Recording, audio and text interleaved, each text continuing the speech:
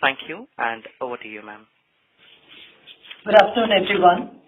Thank you for joining our Q3 earnings call for FY20. We have with us Mr. Rashesh Shah, Chairman and CEO of the Edelweiss Group, and Mr. Himanshu Kaji, Executive Director and Group COO. During the discussions, we will be referring to the Q3 FY20 investor presentation uploaded to the exchange and on our website. I would like to state that some of the statements in today's discussion may be forward-looking in nature and may involve certain risks and uncertainties. Please read the detailed disclaimers in our results documentation. With that, I would now like to invite Mr. Rashesh Shah to begin the proceedings of the call. Thank you, Ramya, and good afternoon to all of you. First of all, thanks for being on this call. As usual, every quarter, it's good to have a lot of you back with us to discuss how the quarter has been, how we see the environment going forward, and what Edelweiss priorities and focus items are.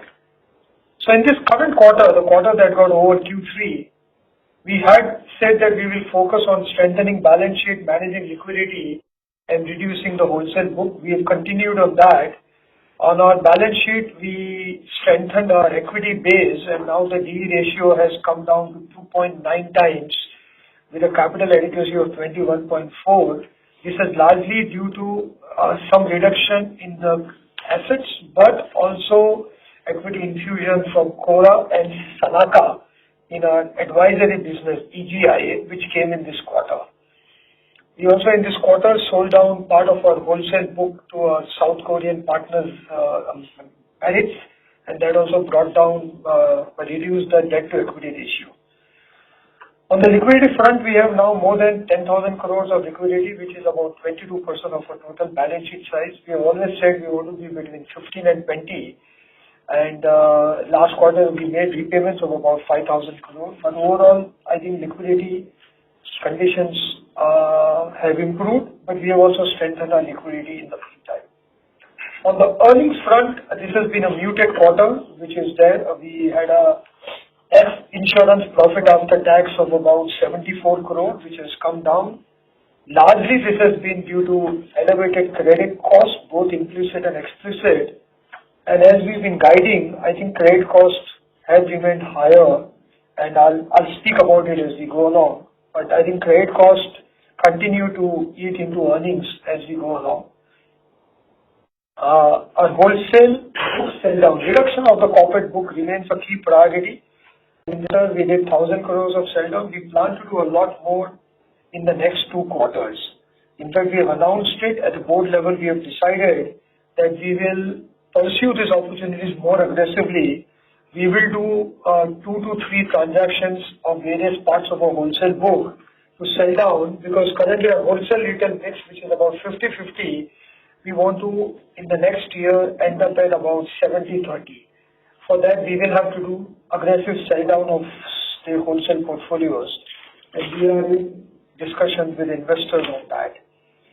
In order to do that, we have also announced that we will do a review of the ECL model and try and come up with a very transparent approach to this, so that when we sell down the portfolios, we will be able to clearly demonstrate the pricing at which it's sold down, what is the ECL on the residual book, and all of that. Because one of the things that has happened in the last 1 year for all of us, because an ECL regime is very different from an NPA regime. NPA regime is a lot more deterministic, that something is an NPA and you provide on a formula basis. In ECL, there is a lot of judgment forward-looking that is there. And what we have found is largely ECL calculations have been impacted by liquidity environment. Even today, whatever delta on ECL has been there, 80% of that can be explained away with liquidity. And by selling down this wholesale book, we are also planning to generate liquidity, which itself will allow us to make sure that we allocate liquidity for projects to be completed and manage ECL as a result of that. Because the ECL is largely getting impacted by whether you can provide liquidity to complete the projects or not, especially in real estate. And that is what our approach is going to be, that we constantly make estimates of how much liquidity we'll be able to generate, we'll be able to give, we'll be able to originate for those projects, and based on that, what the ECL is going to be. So we plan to do this in the next couple of months and then do the portfolio sales of wholesale book on that basis, so that there is very transparent pricing, because we've been always asked that when you sell down your books, are you selling down the good book, are you selling down the NPA book, and at what price you're selling down. So by doing this ECL model review and really showing the pricing in a transparent manner, we hope that we'll be able to give comfort to all stakeholders, not only on the sell down, but also on the ensuing book after that. So we expect to do this in this quarter. And our hypothesis on liquidity has improved in the last 3-4 months, but it's still a lot tighter in the environment. And we are seeing more and more projects getting affected more by liquidity. The government has announced the last mile completion financing scheme, which has been a fairly good development. We are hoping that by March, a lot of disbursements on those start also happening. By selling down the wholesale book, we will do multiple things. We'll change the composition of our credit business. We will generate liquidity to pump into completion of some of the projects. That's what we did in the marriage deal. Out of the total money we raised, we kept part of it for completing those projects out there. So we transferred about 7 projects into that fund.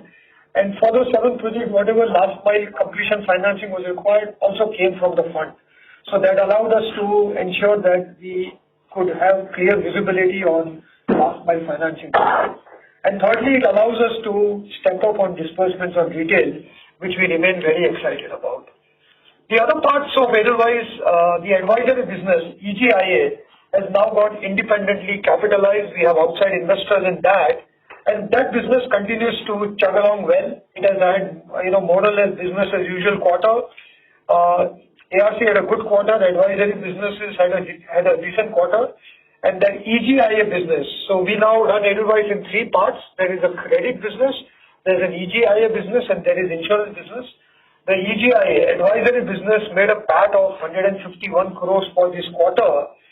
And they continue to chug along well. We remain very excited by that. By raising capital in that business, we have made it more and more independent, and we have structured it in a way that they use their capital for their growth, and they are not dependent on the NBFC or other parts of Edelweiss for their capitalization requirement. In fact, EGIA, one part of EGIA is the asset management that had a very good growth in the last quarter. Our asset management AUM had a 40% YOY growth, mainly because of Bharat Bond plus other inflows we got. And we continue to remain focused on both the alternatives and the mutual fund part of the business. Overall, advisory continues to give us a lot of growth expectations, and we continue to invest in that. The insurance business had a steady quarter. We will continue to invest in that as per plan, and there is no significant change in approach or growth assumptions on those businesses. Economic environment has seen some improvement. I think October was a U-turn, and after October we have seen some improvement. It's still early days, as people say green shoots are there, but I think it will take another couple of quarters for real growth optimism to start coming back. We remain conservative, we remain cautious, we remain focused on liquidity as a primary operating metric, capital adequacy, asset quality management. As I said, ECL management is largely also dependent on liquidity now, and we hope that we get that in order. And fourthly, as I said, continue to invest in our non-capital intensive businesses like advisory, because they continue to show a lot of promise. So along with that, once again, thank you very much for this, for being here. We will now open up for Q&A, and I look forward to interaction with all of you. Thank you. Thank you very much. Ladies and gentlemen, we will now begin the question and answer session. Anyone who wishes to ask a question may press star and 1 on the touchtone telephone. If you wish to remove yourself from the question queue, you may press star and 2. Participants are requested to use handsets while asking a question. Ladies and gentlemen, we will wait for a moment while the question queue assembles.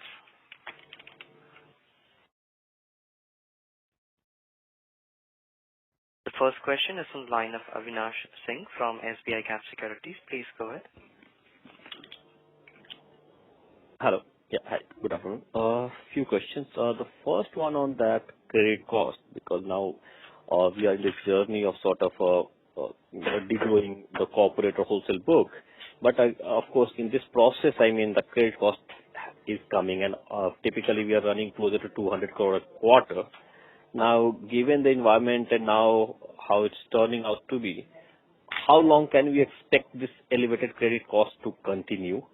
And what has changed, I mean, apart from this liquidity over the last 2 years, like, I mean, 2 years back, we were very, very bullish on this, our collateralized credit or even on the developer book. But, I mean, the sort of over the last 1 year or so, the book has started to show a lot of stress. Despite, I mean, selling down a reasonable portfolio, we are still sort of looking at elevated NPAs. So that is on NPA and credit cost trajectory. And second one is from the now more from a group structure perspective. That given that over the last 1 year you have raised multiple tranches of equities and that has come at a different level. Now we have sort of a minority investor at different levels. So I mean, you have at EGIA, within EGIA at ARC level you have, then you also have some investor at the overall holdco level and then separately under your trade business. Now this is sort of making this structure a bit complicated. So is there a plan that, okay, by which either you sort of demerge the businesses separately as some of the peers have done, or looking to bring all these sort of a strategic minority shareholder at the holdco level? So these are the two questions. Thank you. Yeah, Avinash, thanks a lot. Very important question. As you said, ECL is currently running at about 200 crores, 800 crores a year, largely on the wholesale book, which is about 16,000 crores. So it comes to about 4 on the wholesale book. We are running at a credit cost of about 4 to 4.25% of the book, which is higher. Our original estimate was about half of that, about between 2 to 2.5. So credit costs have in a way doubled from the normal estimates.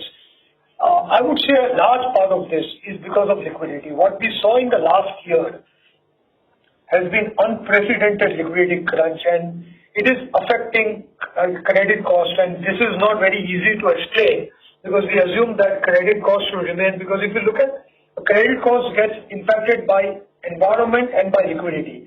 So if you saw the bank NPAs that happened when a coal mine got cancelled or steel prices came down, a lot of that was led by environment, changes in the business environment or the conditions.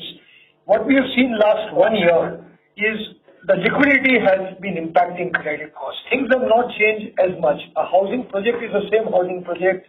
Even the pricing has not changed much, but the project completion, projects are getting stuck for 20, 30 crores, which was not the case earlier. Earlier, money would come, even construction finance or, money from home sales, from home loans and all would come. Everything has slowed down. And this slowdown, still, I would say about 80% of the projects, 75 to 80% projects are going along. So they are able to manage and all. But the ones which have some headwinds coming in, the liquidity environment makes it very, very hard for the projects to complete. And we also have not been very keen to allocate and disburse more money from our balance sheet because we want to reduce the wholesale exposure and the real estate exposure that is what our creditors and bankers have been telling us. As a result of that, we have not been equally fast in disbursing money. So we have tried all these innovative things of raising money, all of that, to just make sure that liquidity is available for the projects which need completion. I would say 80% of the increase in credit cost is purely liquidity led. And unless liquidity environment improves, which I'm hoping in the next 2 quarters, I think liquidity has improved, credit flow has not improved as much. Unless credit starts flowing and people are willing to give 20, 30 crore for a project which is economically viable, which can be completed, but is currently stuck for funds, I would say at least another 2 quarters it will remain, and that is exactly the exercise we want to do, is make a reasonable assessment of the environment, but more than the assessment of environment, make a reasonable assessment of the liquidity available for this project. The projects we have, the good news now is after last year, there are not much unknown. You know almost everything. There is good, bad, ugly in a project now. And in that project, if you say, I can allocate so much liquidity or I can raise so much liquidity, your estimate on credit cost will be a lot more stronger. And in fact, your ability to even control credit cost will go up if you have liquidity. And this is the new strange thing that has happened in the last 1 year. So I think the next 2 quarters, unless credit flow starts smoothing out, on almost all the wholesale businesses across the board, not just real estate, for banks, for NBFCs, a part of the credit cost will be liquidity led. For banks, it's easier because they are in the NPA model, that it becomes NPA, they know how much to provide. So if they know something is going to be an NPA, while in ECL model, even if something is not NPA, you provide, even if it becomes NPA, you can provide 10%, you can provide 30%, and that is the loss given default estimate and all you have to estimate, and that itself is also impacted by liquidity, because if the project gets stretched for 3 years, your basically the loss given default will go up. If you can complete it in 18 months, your loss given default will be reduced. So I think that is my estimate. I think we would say another couple of quarters, but the only good news about credit cost is like with everything, I think eventually credit cost goes away. So we focus on pre-pop. As long as the pre-pop is stronger, I think credit cost is the pain you have to go through. And I think it's happening to all the wholesale books on the street in some form or the other. We do hope the credit flow improves, and it should not, this kind of credit cost should not percolate down to other asset classes. Wherever loans are given to individuals and against a salary, we are seeing that credit costs are still under control and they have not gone up. Whether it's a home loan or a personal loan, all those are under control. Wherever the loans are to businesses, we are seeing cash flow is impacting estimated credit cost. Your question number 2 on group structure, you are absolutely right. We have raised equity from various partners, and the way our ambition is to run Edelweiss as 3 businesses: credit, EGIA, and insurance. Insurance, we only have a partner that's standalone. I think EGIA we have investors now, and credit we have investors. We would like to make these 3 as independent and reduce any other things underneath that. Now the ARC is the legacy issue, because as you remember, when we started the ARC, RBI rules said that you can only own 49% of that. So that's a legacy element that is still there. But outside of that, our idea would be to streamline everything under EGIA and make EGIA as a well-capitalized, independently governed, strong entity. And the same thing about credit and the same thing about insurance. Okay. But I mean, in terms of listed entity in the near future, that the holding company will be the only listed entity, or I mean, do you have sort of a timeline in mind to just sort of separately list the 3? We have not made a plan and a timeline. Of course, the investors who have come in, we have kept the option open. With all the investors who have come into the businesses, there is a liquidity plan for those entities. We also obviously can take cash and buy them out or swap into Edelweiss shares, but the investors would expect us to go towards independent listing. But we have not yet structured and made up our mind. Our idea is to run this in a way that if you want to do that, that can easily be done. But our current short-term next 3 to 6 months, the ambition is to make these 3 standalone entities. So like EGIA is almost got done. We have investors out there, and by March, EGIA will be a standalone company by itself with all these advisory businesses underneath that. After that, if you want to either list or demerge, then it's only a process. You don't have to go through any other structural changes as such. Okay. But sorry, I'm going to follow up. But within EGIA, you have this CDPQ that is again at a one company level. It's not at the EGIA level, right? Yeah, and it's always been there, and that is not a problem, because under EGIA, when the investors came in now, Cora and Sanaka, this was the structure that is there. So even if you keep the same structure, there is no issue on that. Because as I said, ARC, you were not allowed to own 100%. You started off with owning only 49%. So that's the legacy item. But other businesses of EGIA are all 100% held by us.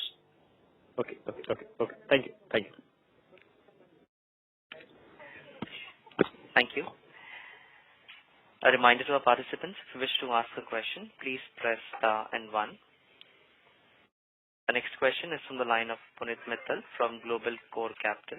Please go ahead. Hi, thank you for the opportunity.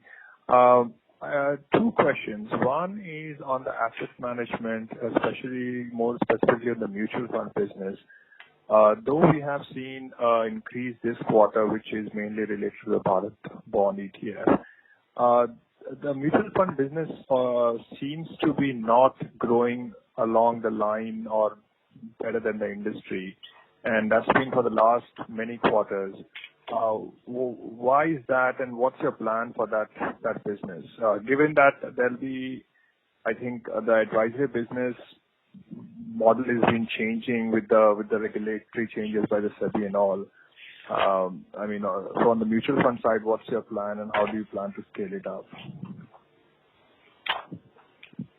Yeah.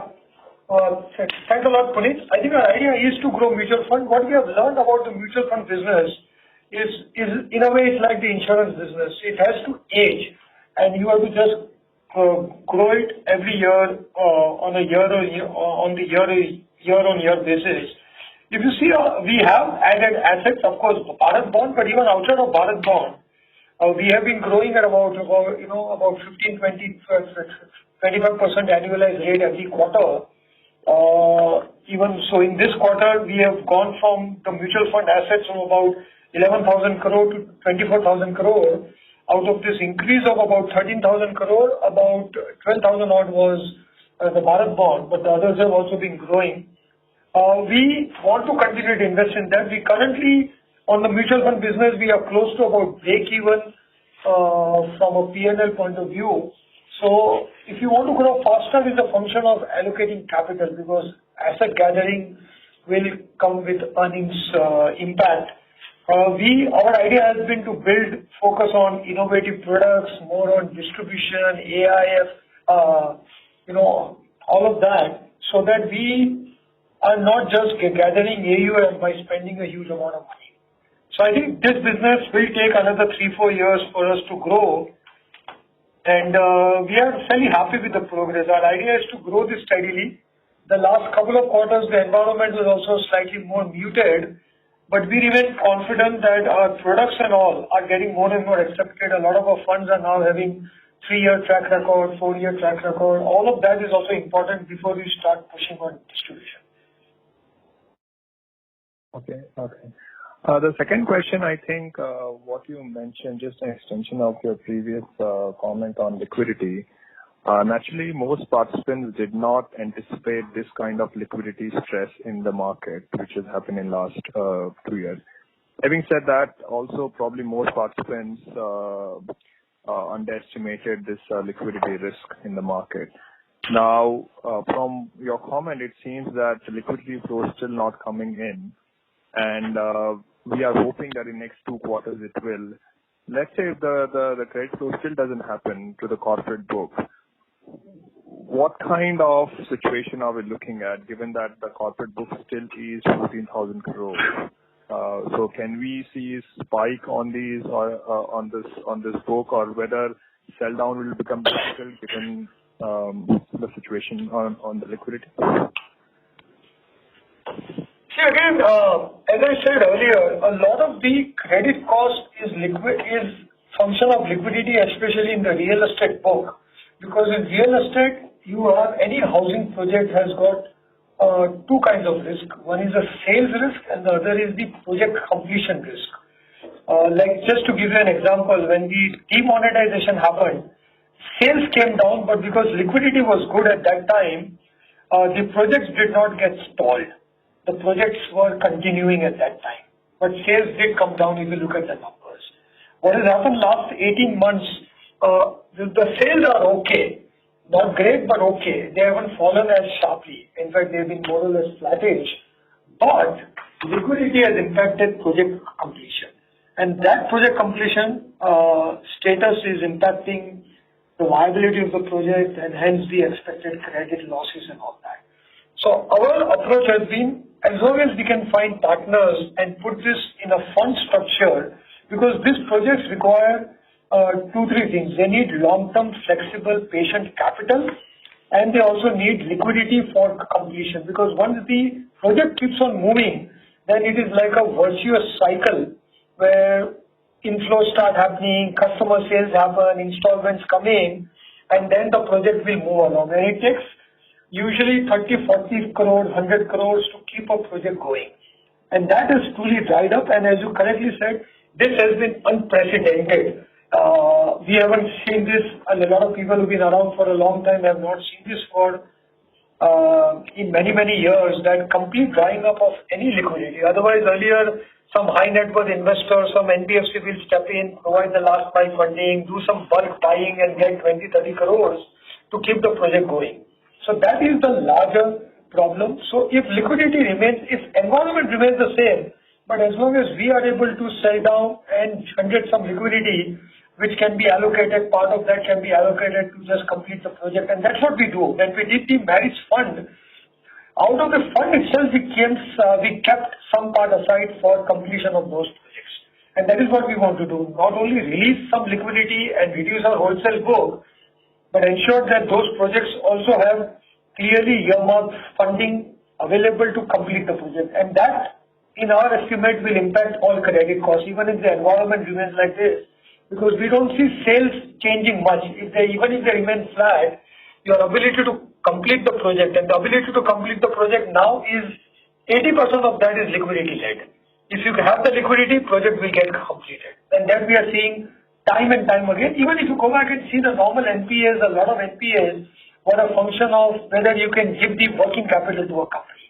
Because a lot of good quality companies were stuck for working capital, and the drying of a working capital resulted in the companies going down. So this is a very similar situation we are seeing, and this drying up of liquidity is unprecedented. So can you tell me how will, just an extension of that, where will the NBFCs basically stepped in to provide this kind of funding historically to the developers, and now naturally all the NBFCs are saying that they would structure into a fund structure, or they will move away from wholesale. The banks are still not. So where is this money going to? The government's initiative of last mile funding is not big enough to really move the needle so much. So where will that fund come from? Where will the credit start flowing? Any color on that would be very helpful.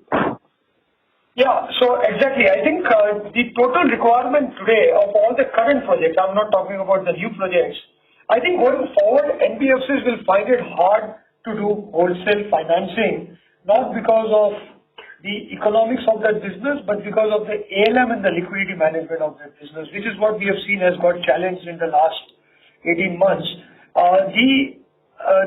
The economics of the business will adjust, and I think there is still a lot of profitability. That is where we are able to raise private credit funds. So I think AIFs and funds will be one way of getting this, capital for these projects. The other would be maybe, the bond market or the high yield bond market. If it gets developed, then people will be estimate. Third will be, I think people will recycle a lot, and that is what we have seen. A lot of the real estate developers have been selling their commercial assets, doing LRD on that, and using that money for the housing project finance, completion financing for that. So I think it will be a combination of all of that. You borrow against your, assets which are earning, and then use that to complete. Because a project, housing project financing is still a viable business, but it can't, in an NBFC or a bank structure, the ALM and the NPA issues are too overwhelming to make it very profitable and scalable. In an AIF, you don't have an NPA issue, you don't have an ALM issue, and hence you have what I call patient flexible capital, which can be appropriate for this kind of need. Okay, thank you so much. Thank you. The question is on the line of Aditya Jain from Citigroup. Please go ahead. Thank you. On the stress recognition and provisioning, how do you see this quarter? Is it, would you call it a conservative level of stress recognition and provisioning done, or are we still expecting a few more quarters of elevated credit costs? We have always guided. I think on a BAU basis, if the environment and the liquidity situation remains like this, then I would expect at least another couple of quarters, because I think, as I said, liquidity is still, or I should not say liquidity, I should say credit flow is still fairly tight, and that is why we are doing this whole exercise to try and overcome that, liquidity for last mile funding issue, because that will give you an answer to, how to manage it. Otherwise, I think for all wholesale books, then at least another couple of quarters should be the expectation. Got it, sir. And on the loss given default, about 29, so the stage 3 coverage is around 29%. So I understand you'll be doing the ECL exercise, but as of now, what is the view on the 29% coverage? Is it enough, or do you think there's a need to raise the coverage? It is adequate. Our historic experience has been when we did the batch testing on a lot of, not just our portfolio, but real estate and others, we have seen that on collateralized and secured portfolio, 20% LGD is a good estimate, because historically loss given default has been 18 to 19% for collateralized wholesale portfolios. So we think this should be enough. And we also looked at other banks and others on this kind of real estate portfolios. Got it. And then the portfolio sales that have happened so far, so you mentioned 7 projects in this quarter. So have these happened at par or at a discount or premium to book value? This happened at par, and since we want to do a lot more of this, some will be good portfolios, some we can sell NPAs, and others also, or what we call accounts under watch, and hence we want to do this ECL so that we can do this in a transparent manner. We'll do 2 to 3 deals. We won't do only one deal. There are many investors we are talking to, because our idea is to be able to then have enough liquidity even within those funds so that you can complete the projects. So the last one was at par. Got it, sir. Thank you. Thank you. The next question is from the line of Ranish Bova from ICICI Securities. Please go ahead. Yeah, hi, sir. Good afternoon, sir. Sir, 2 questions. One is on the our structure. So going forward, as you have been highlighting that we'll have a separate subsidiary or a holding company which will cover the advisory and ARC business. But again, so there will be multiple partners having invested in those entities. So on a going forward basis, if you can just highlight the broad structure of Edelweiss Holding, so which company, which business will fall under which subsidiary, and how much Edelweiss as a group will hold in those subsidiaries would be a great help, sir. Yeah, and you had any other question also? Yes, sir. So after that, so this is slightly on a longer term basis. So, so I can understand the current environment is leading to all this deterioration in earnings. But let's say after a year or so, what sort of sustainable, let's say, business model you would like to, have it on the balance sheet side? So maybe a credit business would be how much, advisory and ARC would be how much, insurance, what is the plan, etc. Yeah. So I think on the first point, you are right. I think our current idea is that Edelweiss becomes 3 companies, which is credit, advisory, and insurance. We have currently in credit business, we have CDPQ as an investor, and we expect that they will own about 18 to 20% of that business. So assume that on the credit business, 80 is Edelweiss and 20 will be CDPQ. Okay. On the EGIA business, the 2 investors we have will own about 10 to 12. All these are convertible structures, so there is a range on what they will own. Mm-hmm. But they will own approximately 10% of that, and the other 90 is with Edelweiss as of now. So when I say the EGIA business made a PAT of 151 crores, if you were to take that, you should assume that when they convert, after they become equity owners, they'll be 10%, we'll be 90%, approximately. These are very broad ranges out there. And then we have insurance, ETLI, Universe Tokyo Life, which we own 51 and they own 49. Our idea is that these are the platforms we build, and we want to do the best-in-class partnerships. Along with this, we also do partnerships at a product level. So we got somebody like, Maddie's from Korea, who's a partner in the real estate platform. Then we have other partners in our other businesses. So what we have done is, at a product level, we'll keep on doing partnerships. And at equity level, these are the three platforms at which we will, if we need to raise equity, we will raise. And that has been our plan, that we want to raise equity in these three platforms: insurance, advisory, and credit. And we own, I think, reasonably good chunk. We own 80% of credit, 90% of advisory. So we have scope to raise more capital at that level. The idea of that is that these businesses then have their independent boards, independent investors, independent capital structure, independent governance, because what happened until last year, the advisory business, for whatever capital need they had, either working capital or margin funding or whatever else, they were completely dependent on the NBFC because they had no capital base of their own. We had not raised equity for them. So idea is that from now onwards they become independently capitalized and they have their own, balance sheets. They also, run their own organizations underneath that. And that will be good from a focus, governance and growth point of view. Right. So, sir, just, follow up on that. So, advisory business will also include ARC or ARC is a completely separate vertical?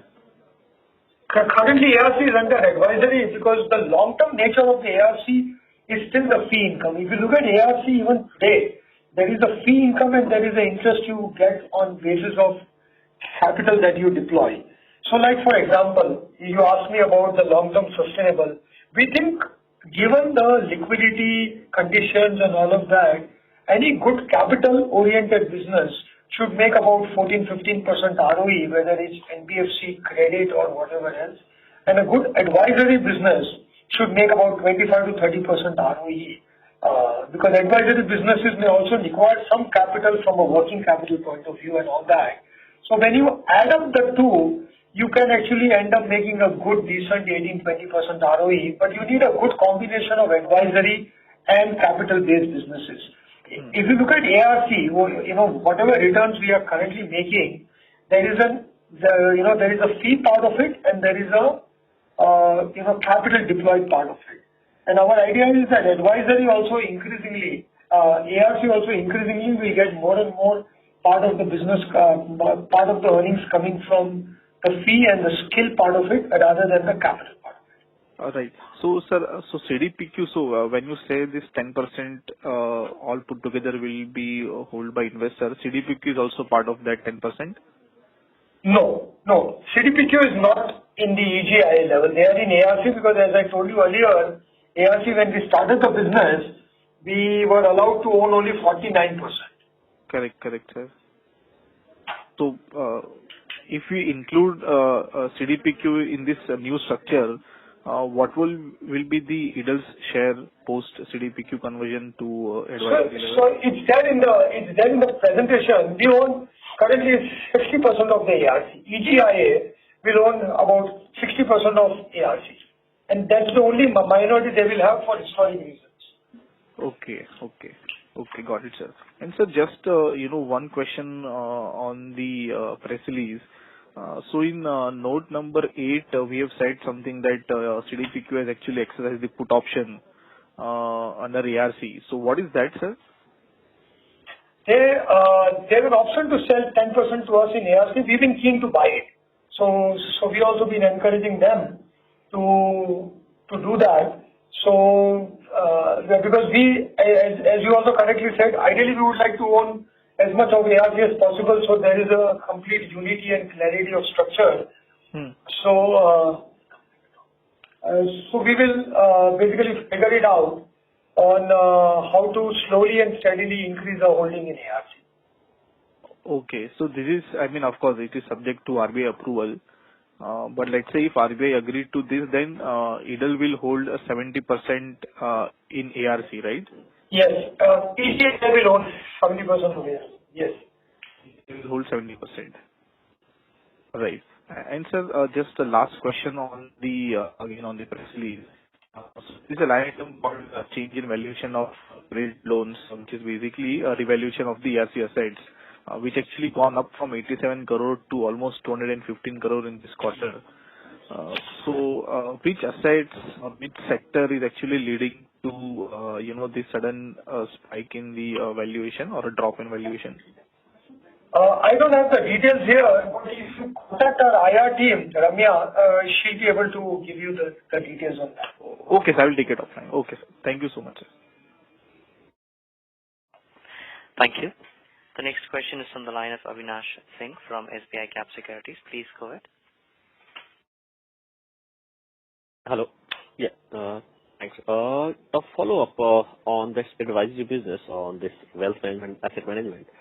So about a year back or so, you have sort of guided basically that broadly, I mean, with the scale achieving, your PAT yields on these two businesses will reach more in the band of 20 basis points or over the AUA or AUM. Again, I mean, in this quarter, again, that has come as weaker, and also in the asset management piece, particularly with the ETF, of course, the composition has changed. So what kind of sort of the PAT yield going forward you see on a stable basis in the wealth management and asset management businesses?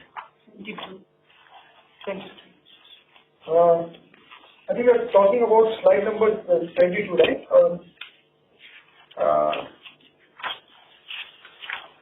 Yeah. I think on a long-term basis, if there is a lot of ETF, then obviously asset management yields will come down. The other thing in asset management, you should remember we have a lot of alternatives out there. And in the alternative asset management, there are two things that happen. One is you get paid in credit funds only on deployed capital. We have almost about 10,000 crores of undeployed capital in that. So as we deploy that, our costs will not go up, but the fee income will go up. So that will improve the yields as we go forward. And the second is whatever has been deployed, when you exit, you start getting the carry on that. So, I mean, maybe this is a good time to just spend half a minute. You see, when you do like this wholesale credit kind of a business, when you do it in an NBFC, there is usually instant gratification because from the point you book the loan, you start earning money. You get a processing fee and you start earning money. In fact, on wholesale businesses, as we have seen, usually you get the profit upfront, and if there is a deterioration in environment, you get the credit cost afterwards. In the same wholesale, in an asset management format, when you raise the fund, you don't earn anything. When you deploy the money, you start earning the management fee, where your profitability is lower because all your expenses come out of that. And when you exit is where you get the carry. Usually, half your fees is management fee and half your fees is a carry in a credit AIF. As a result of that, a lot of your profit is back-ended. So I think asset management, given the alternatives mix we have and all that, we still think about 15 to 18 basis point of steady state PAT yield should be possible on a steady state basis when you have got your deployment cycle and exit cycle stabilized. We've been accumulating a lot of assets in the last 3-4 years. A lot of these assets are not yet deployed, and obviously a lot of these assets are not yet exited also. But because these are credit assets, you can estimate the yield on them, unlike equity assets where it can vary a lot. So I would say on the whole, for asset management, I think 15 to 18 is what we would aim for. And for the wealth management, I would say about 14, 15 should become steady state. As we are currently at 11, but I think we should aim for about 14, 15 on that. Okay, yeah, thanks. Thank you. The next question is from the line of Amitabh Sonthalia from SKS Capital. Please go ahead. Yeah, I just had a quick question on your bond deals, having your debt papers that have been issued by Edelweiss. There have been some spike in that in the secondary traded securities. So I'm wondering if you have any comments on that and is that having an effect on your incremental borrowing costs? So, as you know, I think in the last 1 year, the bond markets have been highly dislocated, and unfortunately dislocated bond market with the kind of the volume and the liquidity and depth that is there. I personally think the bond markets will stay dislocated for at least another 3-4 quarters, because I think the mutual funds and all are still grappling with their bond portfolios and their bond strategy and credit analysis and all that. We are able to raise bonds from other investors, retail, HNI and all, and we continue to raise. Our current yields are about between 10 to 10.5 or around that, depending on tenure and all. So usually we think that should be the yield. Now ideally the yield should have come down, because the current yields we are paying on fresh borrowing of bonds is about 80 to 100 basis points higher than what we were paying 18 months ago. And in these 18 months, yields have come down by another 80 to 100 basis points. So ideally, there should have been a 200 basis point difference that is there. So that is the higher yield that is there. Part of it we've been able to pass on to our customers, but we also don't want to excessively pass on and then have some future credit quality issues. The other thing is, on the bond yields in the market, it's like stock price. I think on any given day, there is somebody wanting to sell at any price because they need to exit or they need the liquidity. So we look at steady state and we look at the fresh borrowing that we are able to do. We currently don't need a lot of liquidity, because we are also not disbursing in a very aggressive way. We are still continue to disburse on the retail books and all that. But given the environment, we don't want to be very aggressive, because we don't know whether this liquidity conditions or this credit flow conditions can have an impact on retail and SME books also in the future. So idea is to be, until things stabilize, be conservative. I think the liquidity environment has stabilized. The credit flow environment will take another couple of quarters to stabilize. The bond market will take maybe another couple of quarters after that to stabilize. So that would be our outlook.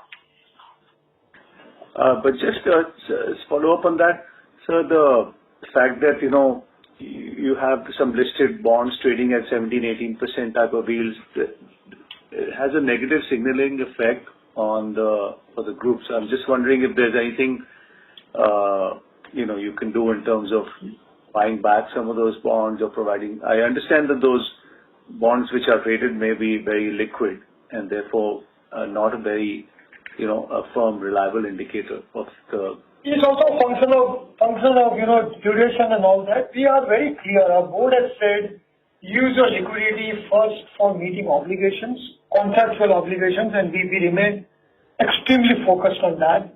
The second is use your liquidity for customer needs, because customers come first.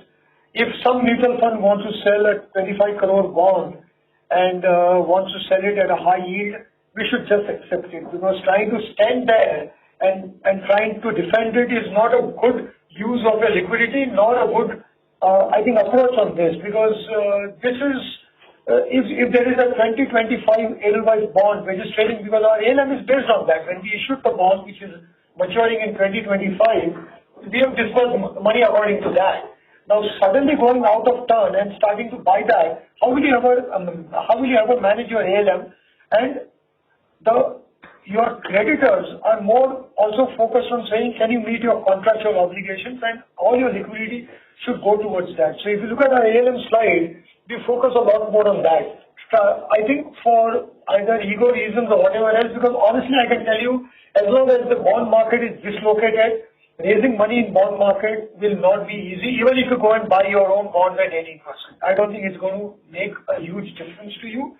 But you don't want to use the liquidity. We are very clear. First call on liquidity is the contractual obligation. Second call is your customer needs. And after that, if you have, then you look at other things like growth or stabilizing market and others. And by the way, the ones you are talking about are here and there, on and off, because a lot of bonds are trading at 10-11% also on a steady state basis. So we do monitor that. We are not obsessively focused on that. Okay. Thank you, sir. Thank you. Ladies and gentlemen, that was the last question for today. I now hand the conference over to Mrs. Ramya Rajagopalan for closing comments. Thank you, and over to you. Thank you everyone for your time today for our Q3 analyst call. We come to the end of the call for today, but if you have any further questions or require information, as always, please do not hesitate to contact us. You have our number, 6187-9505, or you can write into us at ir@edelweissfin.com. Thanks again for your time, and good afternoon. Thank you very much. Ladies and gentlemen, on behalf of Edelweiss Financial Service, that concludes today's conference. Thank you all for joining us, and you may now disconnect your lines. Yeah.